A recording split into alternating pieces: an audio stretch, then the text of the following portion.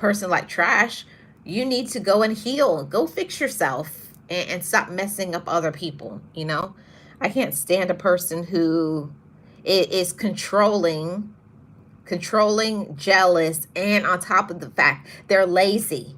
How are you lazy? You don't have anything, and you're trying to tell somebody else not to go and get themselves together. I find that very weird. Somebody who does not have it together financially, but at the same time, they don't want you to do anything financially. I think what it is that some people, they want you to depend on them 100%. And that's where the so many other issues get compounded, like you lose what you have. They want you to lose your self-esteem. They want you to depend on them for every ride, for this, for everything, and you have to, like, becomes like they're your mother or they're your father, whatever gender you are. And I can't stand it when somebody is trying to be your mother or somebody's trying to be your father. You know, I don't want no daddy. I want my husband. Okay? I speak that out into existence. I have no problem with saying what I want.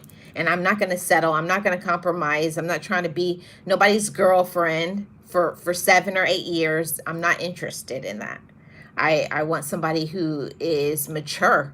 And until I know that I can get that for sure, and a person can, I wouldn't say I have a list, but I have certain things that I feel like you should never compromise.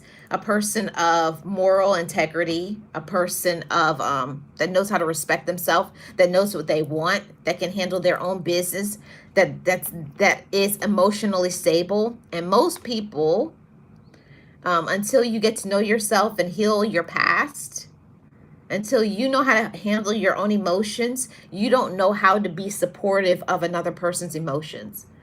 That took me a lot of time being single to realize that.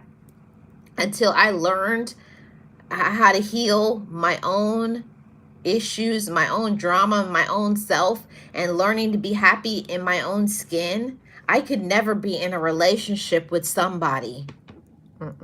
I can't. Because you can't expect for a person to give you love, to make you feel good about yourself, to give you confidence. You have to be in that relationship already, being confident, loving yourself, knowing what you want. It's no. Like, I'm not in a relationship to be a housekeeper, to be a nanny. No. I'm not the one. Maybe somebody else. Not me, not today. Frank says, I can't stand being in a relationship where the person will tell you it is either me or your family. Choose one.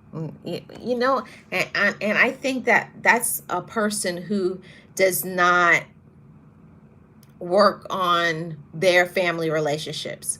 If you're with a very good, emotionally, mentally stable person, they're going to want you to, they're going to encourage you to have better relationships with not only yourself, but with your relatives. You know, the best relationship that I was ever in, it was always that. Did you check on your mama? Did you check on your daddy? Did you check on this person? They should be helping you, assisting you, to want you to be closer, because if that person that you're in a relationship with is happy, what does that mean for me? I'm going to get that energy too. If you're happy with those individuals, whether I get along with them or not, and that's another topic for another day, but a lot of people don't understand that. They don't want their family to have time with them, and that's weird to me. Very, very weird. But some people don't get along with their relatives, and I get it. There's certain people in my relatives I don't get along with, and it's not because I don't want to be close to them, but it's because they're toxic. That's a whole nother thing.